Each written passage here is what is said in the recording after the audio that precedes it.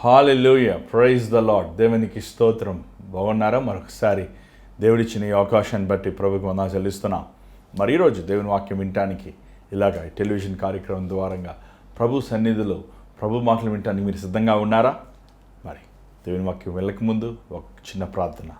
పరిశుద్ధమైన తండ్రి దయగల ప్రభా, మరొక అవకాశం మాకు ఇచ్చినందుకు వందనములయ్యా. ఈ సాయంకాల సమయంలో నీ వాక్యాన్ని మేము ధ్యానించబోచుండగా నన్ను నీ సులువు చోట మరుగుపరచు.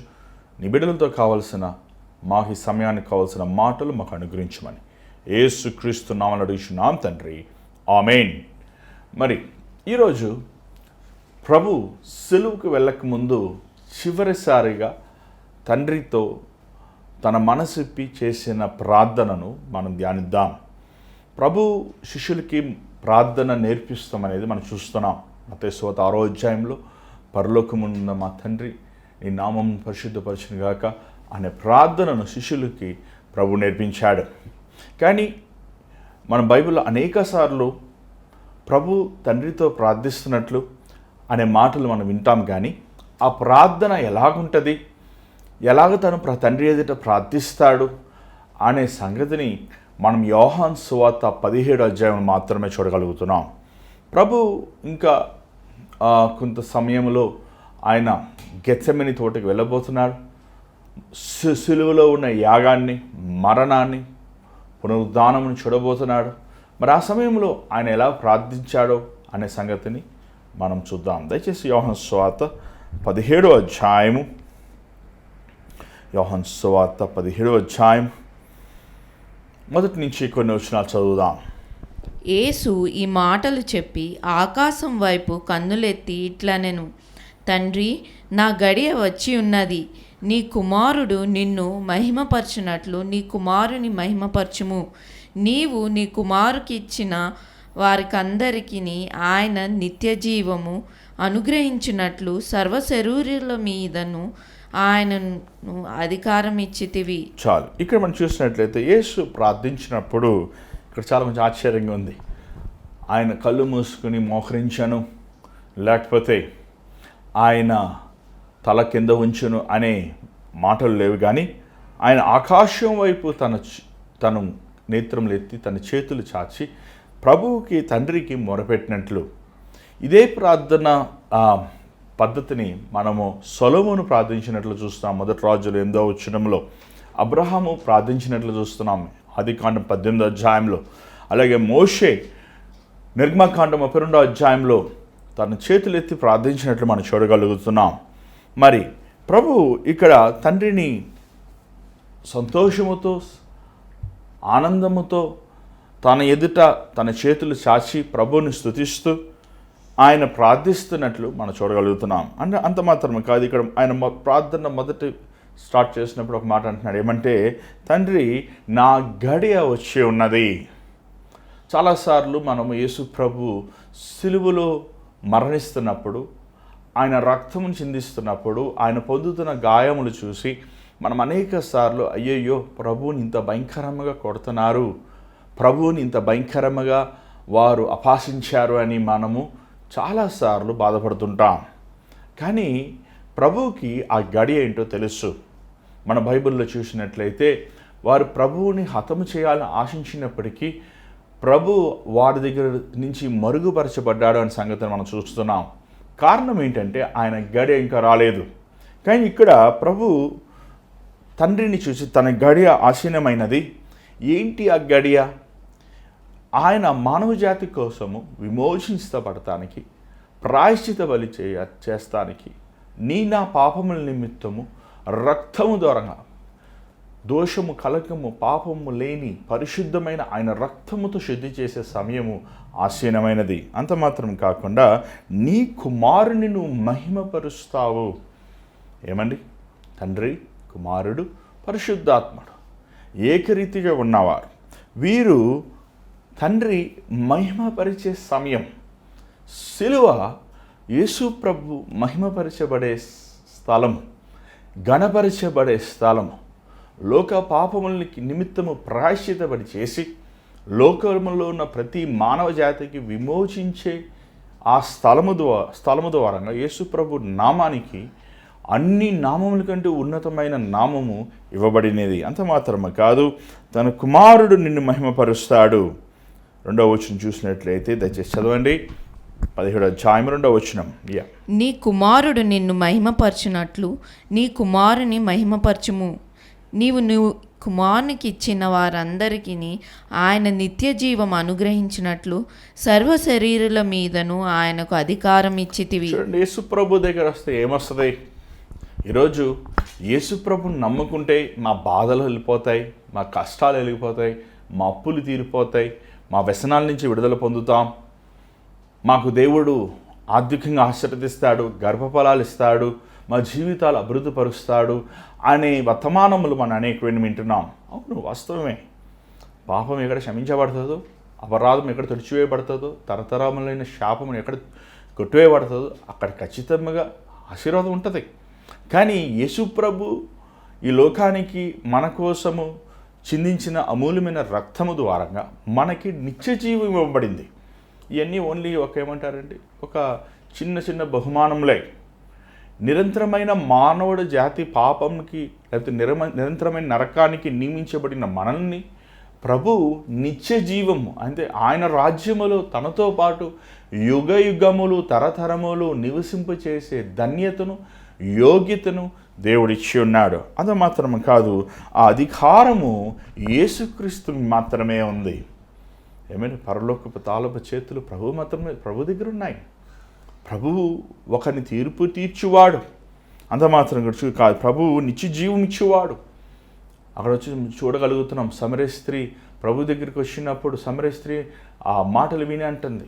ఏమండి, ప్రభు అన్నాడు ఆమెతో, నేనిచ్చు నీరు తాగేవాడు నిత్యం దప్పిగుండడు. ఎందుకంటే ప్రభు ఇచ్చే నీరు జీవపు జలవ, అది నిరంతరమైన జీవితం, అది శాశ్వతమైన జీవితం. అంత మాత్రమే కాదు, 3వ వచనం చూసినట్లయితే దయచేసి చదవండి. అద్వితీయ సత్యదేవుడవైన నిన్నును నీవు పంపిన యేసుక్రీస్తును ఎరుగుటయే నిత్య జీవము. చదవండి. చేయుటకు నీవు నాకిచ్చిన పని నేను సంపూర్ణముగా నెరవేర్చి భూమి మీద నిన్ను మహిమపరిచితిని. ఏమంటే యేసు ప్రభు జీవిత విధానాన్ని మనం ఒకసారి పరీక్షించాలి, పరిశోధించాలి. చాలాసార్లు చాలామంది యేసు ప్రభు జీవితంని చదవరు. కారణం ఏంటంటే వారికి అర్థం కాదు. ప్రభు జీవితంలో మనం గమనించినట్లయితే ఆయన కన్య గర్భాన జన్మించిన వాడు, ఆయనలో జన్మపాపము కర్మపాపం లేనివాడు, ఆయన మిక్కిలి పరిశుద్ధుడుగా ఉన్నాడు. అంత మాత్రమే కాదు, మానవుడిగా ఉన్నప్పటికీ కూడా మానవుడికి వచ్చిన ప్రతి శోధనను, మానవుడికి వచ్చిన ప్రతి వ్యసనములు, ఆ ఎన్ని శోధనలను ఆయన జయించి పాపముని చేయకుండా పవిత్రమైన వాడుగా ఉన్నాడు. అది అసహజమైనది. మానవులకైనా మనకు అది అసహజమైనది, కానీ దేవునికి సమస్తము సాధ్యము కదా. ఆయన దాని తర్వాత అక్కడ మనం చూసినట్లయితే ఆయన ఈ లోకములో పంపబడిన పని దేనికోసం ఈ లోకంలో పంపబడ్డాడు. యేసు ప్రభు గుడ్డివారిని కుంటివారిని స్వస్థపరుస్తూ పరలోక విషయమైన వాక్యమును బోధిస్తూ అనేక మందికి ఆహారం పెడుతూ అందుకోసం మాత్రమే ఆయన పంపబడలేదు. యేసుక్రీస్తు ఈ లోకంలో ఎందుకు పంపబడ్డాడంటే ఆయన మన పాపముల నిమిత్తం ప్రాయశ్చిత్త బలి అవుతానికి, పాపము లేని ప్రభు మన కోసము కలువరి శిలువలో పరిశుద్ధుడుగా పవిత్రుడుగా ఉన్న దేవుడు మన పాపం గురించి జీతమైన మరణముని ఆయన మోయాల్సి వచ్చింది. ఏమండి, అంత మాత్రం కాదు, ఆయన 3వ దినం మృత్యుంజయుడు మరణముని జయించినవాడు. 5వ వచనం చూడండి.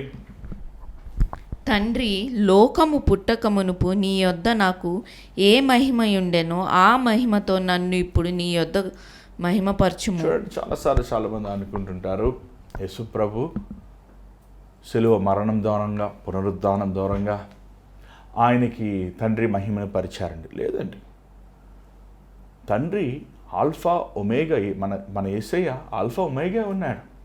ఆదియు అంతము నేనే ఉన్నానన్నాడు. ఆయన ఏదో ఈ లోకానికి వచ్చి మానవ జాతికి విమోచించిన మాత్రాన్న పరలోకములో తండ్రి ఆయన్ని శబాష్ అని మెచ్చుకోలేదు.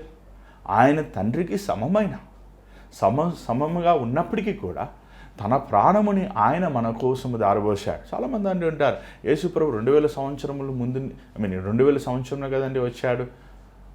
ఇతరు మతములు ఇతరు లోకములు ఉన్నవారు ముందు నుంచి ఉన్నారు కదా. లేదే, అక్కడ స్పష్టంగా రాయబడి ఉంది, నేను ఈ భూమి రాకముందు నుంచి ఉన్నాను కదయ్యా. మన దేవుడు గొప్పవాడండి. మానవుడు రూపంలో వచ్చింది 2000 సంవత్సరం ముందు. కానీ మీరు ఆదికాండము, లేవికాండము, ప్రకటన గ్రంథం మీరు పాత నిబంధన మీరు చదివినట్లయితే ప్రతి గ్రంథములో మనం క్రీస్తుని చూడగలుగుతాం. ఆయన ఉన్నవాడు, ఆయన అన్నవాడు, ఆయనకు మించినవాడు ఎవరు లేడు.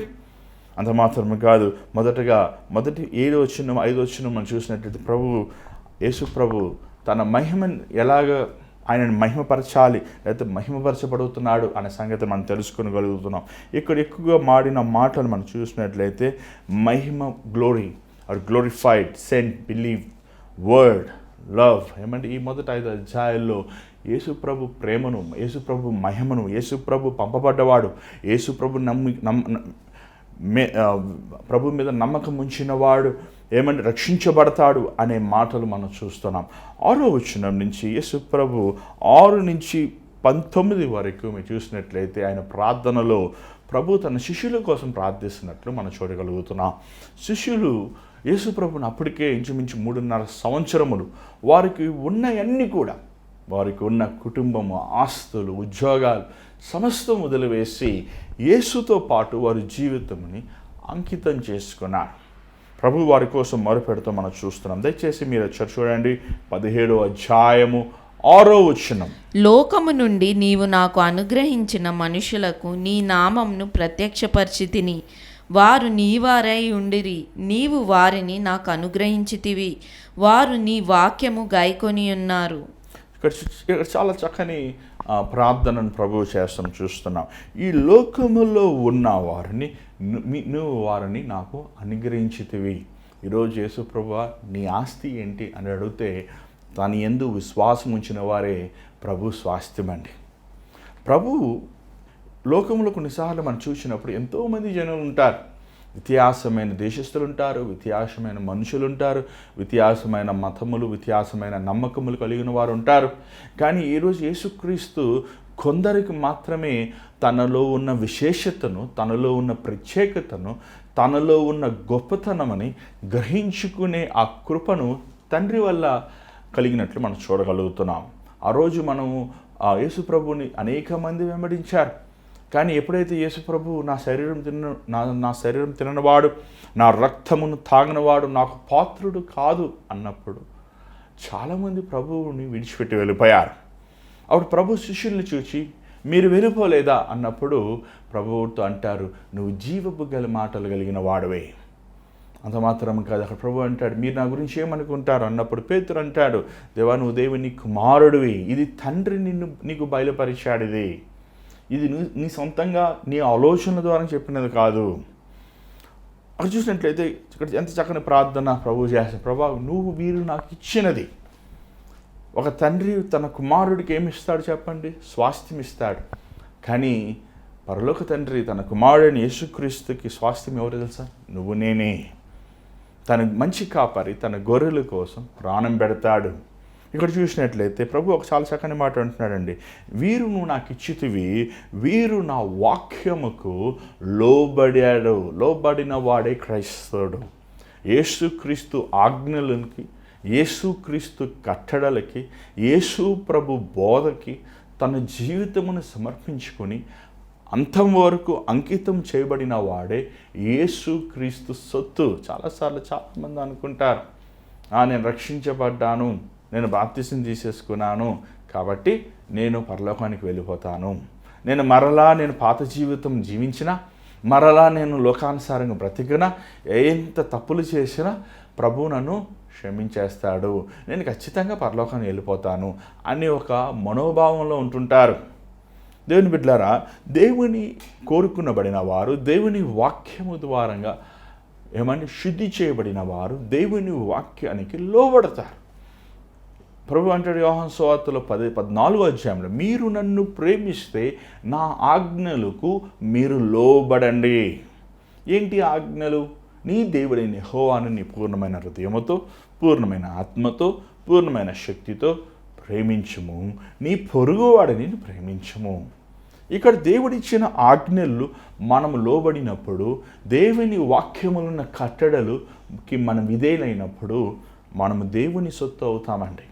అంతేగాని చాలాసార్లు చాలామంది మేము ఖచ్చితంగా ఉపవాసాలు ఉంటున్నామండి, మేము లెంట్ ఆచరిస్తామండి, మేము మందిరాలకు వెళ్తామండి, మేము అది చేస్తాం ఇది చేస్తామని ఏదో వారు చెప్తుంటారు.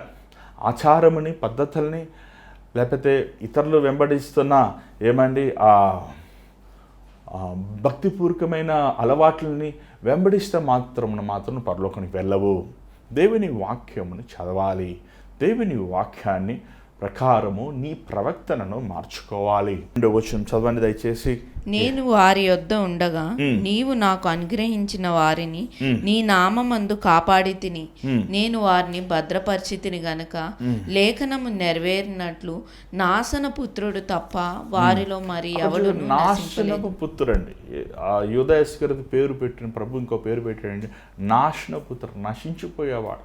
అసలు పుట్టకుండా ఉంటే మేలు ముందు బైబిల్ తన గురించి ఏమంటే నాశనపుత్రుడు.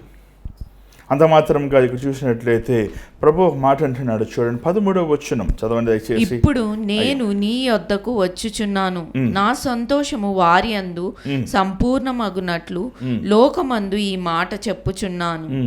వారికి నీ వాక్యం ఇచ్చి ఉన్నాను. నేను లోక సంబంధిని కానట్టు వారును లోక సంబంధులు కారు గనుక లోకము వారిని ద్వేషించును.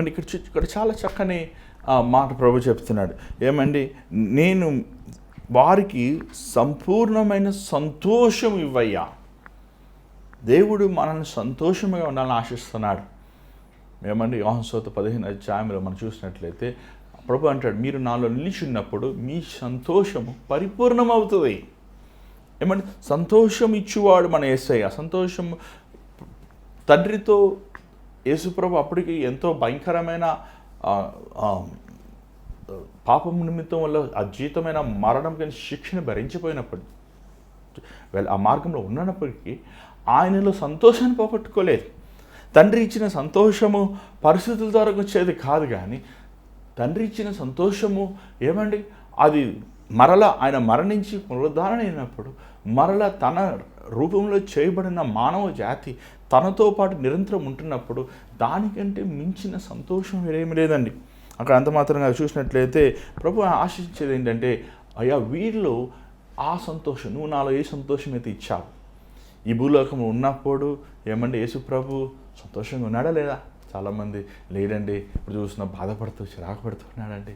ఏమండి, ఎప్పుడు చూసినా కసురుకుంటూ ఉన్నాడండి, ఎప్పుడు చూసినా తిడతనే ఉన్నాడండి, ఎప్పుడు చూసినా ఆవేశపడుతున్నాడు. లేదండి, చూడండి, వస్తువుల ద్వారా వచ్చే సంతోషాలు, మనుషుల ద్వారా వచ్చే సంతోషాలు తాత్కాలికమైనదే. కానీ యేసుక్రీస్తు హృదయంలో, యేసుక్రీస్తు జీవితం మనం చూసినప్పుడు ఆయనలో చెప్పలేనంత సంతోషము, ఆ సంతోషముని అనేక మందికి చాటాడు. ఆ నాయను పట్టణములో ఆ విధవరాలు ఎంతో దుఃఖంతో ఉన్నప్పుడు ప్రభు ఆమెను చూసి, అమ్మ నువ్వు కన్నీరు కార్చొద్దని చెప్పి ఆ దుఃఖ కలిగిన హృదయాన్ని సంతోషముగా మార్చగలిగినాడు. ఒక కుంటివాడు వచ్చినప్పుడు, ఒక కుష్ఠరోగం కలిగిన వాడు వచ్చినప్పుడు, ఒక వ్యసనముల్లో బంధించబడిన పాపాత్మరాలు వచ్చినప్పుడు, ఏమంటే పక్షవాతం కలిగిన వాడు వచ్చినప్పుడు, వారి శరీర స్వస్థత మాత్రమే కాదు కానీ వారి పాపభారమును కూడా తొలగించాడు. ఏమన్నా సంతోషం అనేది మనకి ఎప్పుడు కలుగుతుందంటే, ఎక్కడైతే యేసు నిలిచుంటాడో అక్కడ మనకు సంతోషం కలుగుతుంది. అదంత మాత్రంగా చూసినట్లయితే ఏమండి, లోకము వీన్ని ద్వేషిస్తుంది. ఎస్, ఈరోజు చాలామంది క్రైస్తవులు అర్థం చేసుకుంటారు. చాలామంది క్రైస్తవులు ధర్నాలు చేస్తున్నారు. చాలామంది క్రైస్తవులు, మేము క్రైస్తవులు అంటే మమ్మల్ని హేళన చూస్తున్నారండి, అందుకే మేము క్రైస్తవులు అని చెప్పుకోవడానికి ఆలోచిస్తున్నాము. చూడండి, దేవుని వాక్యంలో స్పష్టంగా రాయబడి, దాసుడు యజమానుడి కంటే గొప్పవాడా. ఈ లోకము క్రీస్తుని ద్వేషించింది, కారణం లేదు. ఈ లోకము అన్యాయమైన తీర్పుని యేసుక్రీస్తుకి ఇచ్చింది. ఈ లోకముని యేసు బిడ్డలమైన మనల్ని కూడా ద్వేషిస్తుంది. అందుకని ద్వేషిస్తుందని, ఏమండి, హింసిస్తుందని, అవమానిస్తుందని ఈ లోకాన్ని నుంచి వాళ్ళు వేరిచే అనలేదు. కానీ ఏమన్నారో చూడండి, 15వ వచనం చదవండి. ఎస్,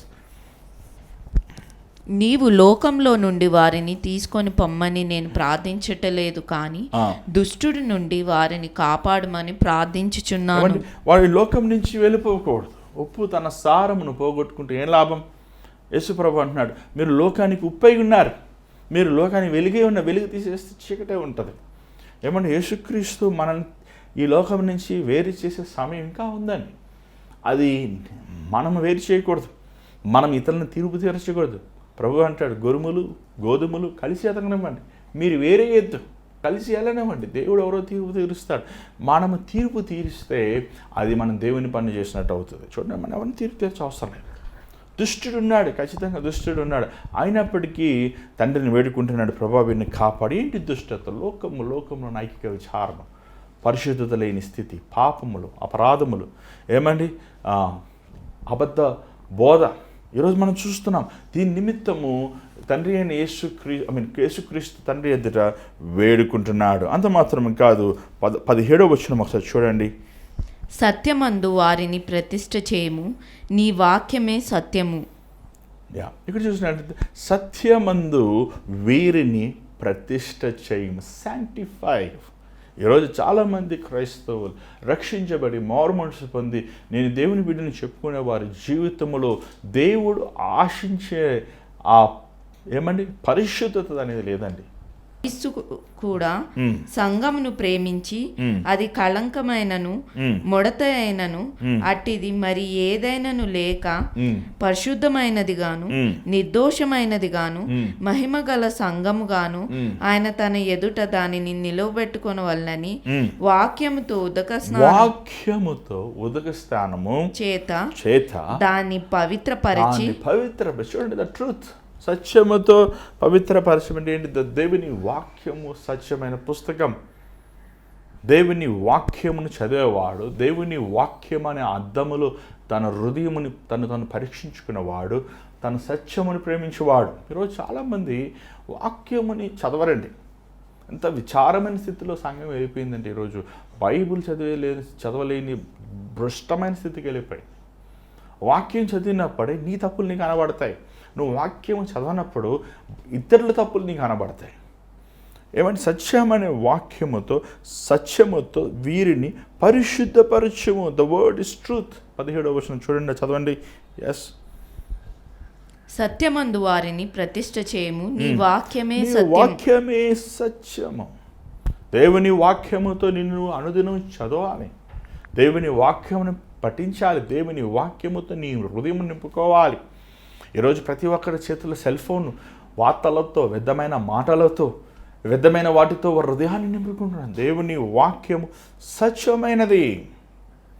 ఈరోజు దేవుని వాక్యముని కలిగి ఉన్నావా? దేవుని వాక్యంని ధ్యానిస్తున్నావా? అంత మాత్రం కాదు. ఒక చివరి మాట మనం చూసుకొని మనం ముగించుకుందాం. 21వ వచనం చదవండి. తండ్రి, నాయందు నీవును నీయందు నేనును ఉన్నలాగున వారును మనయందు ఏకమై ఉండవలనని వారి కొరకు మాత్రం నేను ప్రార్థించట్లేదు. వారి వాక్యం వలన నాయందు విశ్వాసం ఉంచి వారందరూ ఏకమై ఉండవలనని వారి కొరకును ప్రార్థించాను. దేవుడు నిన్ను నన్ను ఏదో బానిసలుగా, లేకపోతే భక్తులుగా, ఏదో శిష్యులుగా, లేకపోతే పరలోకంలో ఏదో వాళ్ళ ఒక ట్రైన్ కంపార్ట్మెంట్లో first class, second class, third class, general compartment, అలాగా ఈరోజు మన సమాజంలో కూడా మనుషులందరూ అలాగా వేరు చేయబడ్డారండి. కానీ దేవుడు అలా కాదు. దేవుడు తండ్రి ఎదుట ఏమంటున్నాడంటే, తండ్రి నువ్వు నాలో ఏకపరచబడాలని, మనము దేవునిలో ఏకపరచబడాలని, దేవునితో మిళితమవ్వాలని ఏకరీతిగా ఉన్నాము. ఈరోజు మనం దేవునితో మిళితమై ఉన్నాము, దేవునిలో మనం ఉన్నాం, ఆయనలో మనం ఉన్నాం. ఆయనలో మనం ఉన్నప్పుడు ఆయనతో కలిగి ఉన్న ఆ సహవాసముని, ఆ అనుబంధముని, అనురాగముని తండ్రి ఎలాగ యేసుక్రీస్తు తన కుమారుని చూస్తాడో ఈరోజు దేవుడు నిన్ను నన్ను కూడా అలాగే చూస్తాడు. తన బిడ్డలుగా మనం చూస్తున్నాడు. తండ్రి కుమారులకి, తండ్రికి బిడ్డకి ఉన్న ఆ బంధంని మనం కలిగి ఉండాలని మన ప్రభు ఆశిస్తున్నాడు. ఎంతో ఒక ఉత్తమమైన ప్రార్థన, ఎంతో ఒక శ్రేష్టమైన ప్రార్థన. మనకు సమయం లేదు కానీ నేను ముగించి వేస్తున్నాను. స్థలంలో ఉంచండి, ప్రార్థన చేద్దాం. పరిశుద్ధమైన తండ్రి, దయగల ప్రభు, ఎంతగా మమ్మల్ని నువ్వు ప్రేమించి, రక్షించి, కోరుకుని, ఎన్నుకుని అయ్యా నీ సొత్తని మమ్మల్ని పిలుచుకుని ఏర్పరిచిన విధానాన్ని బట్టి నీకు వందనములయ్యా. ఆ సెలవుకు అప్పచెప్పబడిన రాత్రి అయా నాయనా నీ శిష్యుల గురించి, నిన్ను వెంబడించే వారి గురించి నువ్వు ఎంతో భారముతో తండ్రి ఎదుట ప్రార్థించేవాడుగా ఉన్నట్లు ఆ ఉన్నతమైన విలువైన మనస్సును మేము చూసినప్పుడు ఎంతో సంతోషం కలుగుతుందయ్యా. ఇప్పటికి కూడా నాయన మేము అనేక దుర్మార్గమైన పనులు చేస్తున్నప్పటికీ, నీ మాటకి విరోధమై ఉంటున్నప్పటికీ మా పక్షాన తండ్రి కుడి పార్శ్వన కూర్చొని విజ్ఞాపన చేస్తాను మా దేవా. ఈ పాదముల వరకు మా ఆలోచనలు, మా మాటలు, మా క్రియలు, మా ప్రవర్తన, మా ఆశలు సమస్తముని కడుగు ప్రభా. విలువైన ప్రార్థన అనుభవం మాకు దయచే. నిశ్చితమైన మరలా కలుసుకునే అవకాశం దయచేయమని యేసుని క్రీస్తు నామములో అడుగుచున్నాను తండ్రి, ఆమేన్. మరి ఈరోజు దేవుడు మీతో మాట్లాడుతుంటే మా తెలియపరచండి మీ ప్రార్థన అవసరతలు దయచేసి గమనించండి. స్క్రీన్ మీద కనబడుతున్న నెంబర్ 8939392139 అనే నెంబర్కి మీరు వాట్సాప్ చేయొచ్చు, వాయిస్ మెయిల్ పంపించవచ్చు, లేకపోతే మీరు కాల్ చేయొచ్చు. మీ ప్రార్థన అవసరతలు మీరు స్పష్టంగా తెలియపరచండి. మీరు ఎవరైనా సరే నాతో మాట్లాడాలని ఆశిస్తే అదే నెంబర్కి మీరు వాయిస్ మెయిల్ పెట్టండి, నేనే మీకు స్వయంగా ఫోన్ చేసి మీతో మాట్లాడతాను. అంత మాత్రమే కాదు, ఈ భారమైన పరిచర్యలో దేవుడు మిమ్మల్ని ప్రేరేపిస్తే మీరు కూడా ఈ పరిచర్యలో పాల్పొందాలని ఆశిస్తే మరి స్క్రీన్ మీద కనబడుతున్న వివరాలు మీరు చూస్తున్నారు. Google pay, PhonePe account numbers ద్వారంగా ఈ పరిచర్యలు మీరు పాల్పొందొచ్చు. ముఖ్యమైన గమనించండి, ప్రతి ఆదివారం ఆత్రి బ్యాంక్వెట్ హాల్లో ఆరాధన జరుగుతుంది. ఈ ఆరాధనలో మీరు మీ కుటుంబస్తులు పాల్పొందొచ్చు. మరి ఈ ఆరాధన షేక్పేట్, హైదరాబాద్లోని షేక్పేట జరుగుతుంది. ఇప్పటికే దేవుడు ఎంతోమందిని స్వస్థపరుస్తున్నాడు, ఎంతోమంది జీవితాలు ప్రభావితం చేస్తున్నాడు, ఎంతోమంది దీవెనలు పొందుతున్నారు. మరి మీరు హైదరాబాద్ చుట్టుపక్కల ప్రాంతంలో ఉంటే మరి మీ స్క్రీన్ మీద కనబడుతున్న ఆత్రి బ్యాంక్వెట్ హాల్ అనే హాల్ మీరు రావచ్చు. ఇంకొన్ని వివరములకు మీ స్క్రీన్ మీద కనబడుతున్న నెంబర్ 8939392139 నెంబర్కి మీరు కాల్ చేయొచ్చు. మరి దేవుని చిత్తం మీద మళ్ళీ కలుసుకుందాం. అంత గాడ్ బ్లెస్ యూ.